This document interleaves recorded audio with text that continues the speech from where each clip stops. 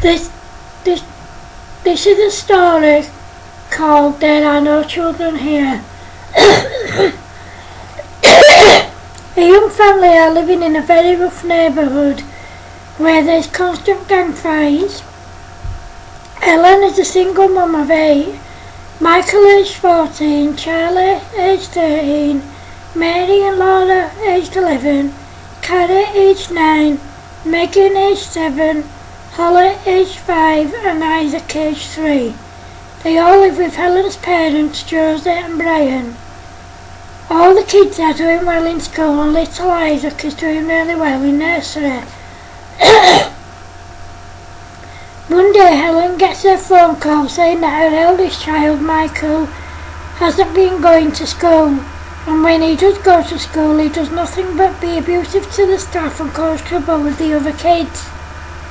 That day when Michael comes home, Helen asks him, "Michael, have you been to school today?" "Yes, Mum, I've been to school today," answered Michael. "That's funny, Michael, because I've just had a phone call from your teacher telling me that you haven't. She also told me that when you have been in school you have been abusive towards the staff and you have done nothing but cause trouble with the other kids. Would you kindly explain to me why you've been behaving this way, please?" said Helen. "What I do is my business. It's nothing to do with you," Michael said to Helen.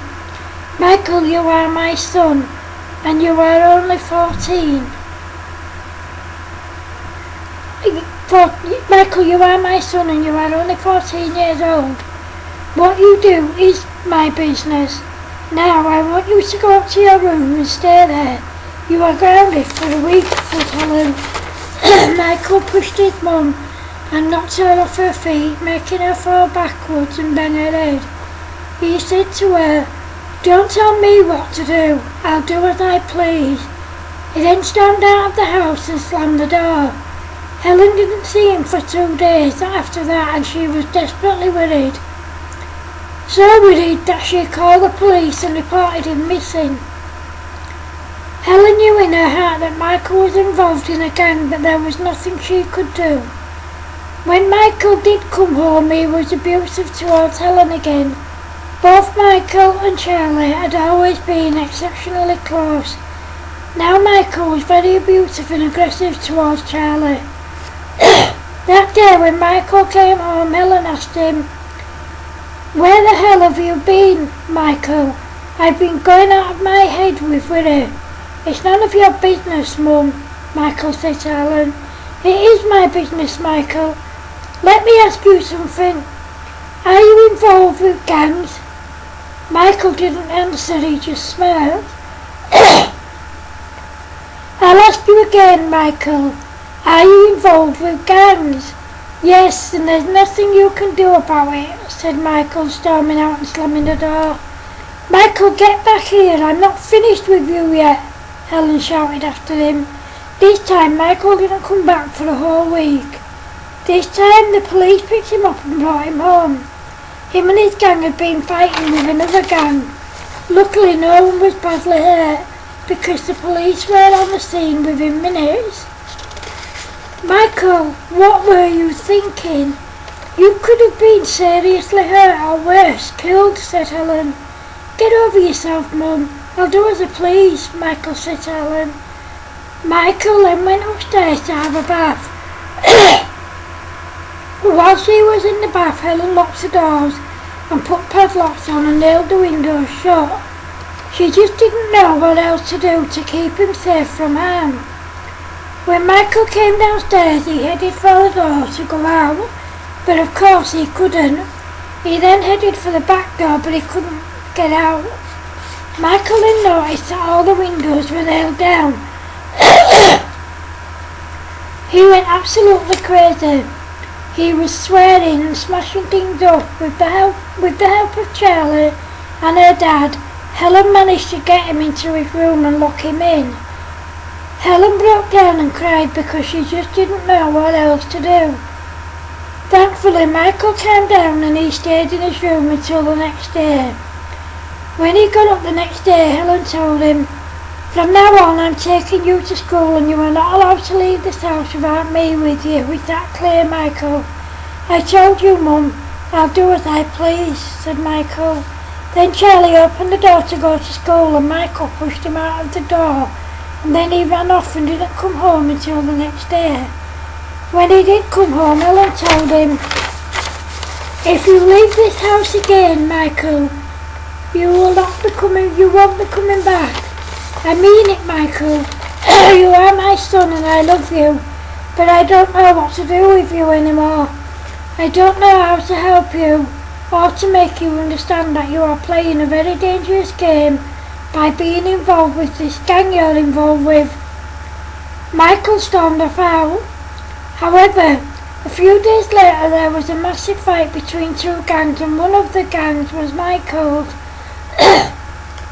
He saw his best friend being shot and killed, and he just wanted to get revenge. Both him and his gang went in search of the other gang. This led to more people getting hurt, but the two gangs weren't finished yet. They fought each other for over an hour. Even the police were outnumbered and one of the officers was shot and killed, and Michael was stabbed and he was rushed to hospital, where he almost died. This gave him the wake-up call he needed, and when he came out of hospital he left his gang.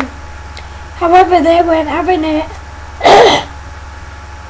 They came to his house and threw bricks through the windows. Helen went outside and said, "What do you want?" "We want your son, Michael," said one of the gang members. "He's not here," said Helen. Helen's two youngest kids, Holly and Isaac, were playing in the garden, and Helen told them to go in.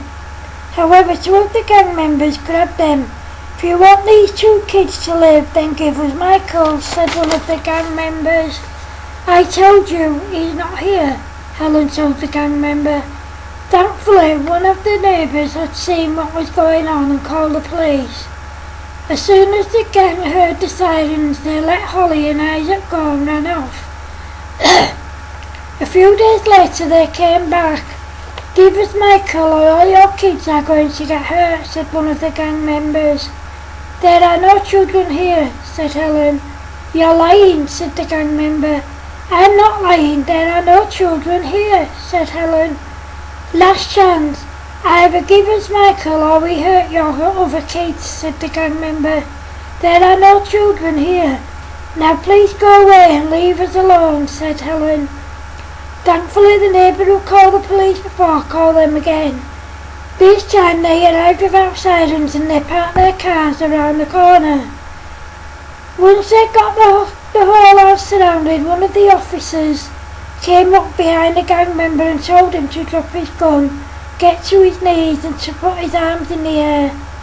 By this time the gang member had realised that he was surrounded, and he did as he was told. Both him and the rest of the gang were sent to jail for life. Michael made a full recovery and they all moved to a better neighbourhood. Michael went back to school. He apologised to his teachers and the other kids and he went on to do really well in school. He decided that when he left school he was going to be a police officer. He also wanted to give a talk about the danger of gangs and weapons. Helen couldn't have been more proud of him than she was. The end. Thank you.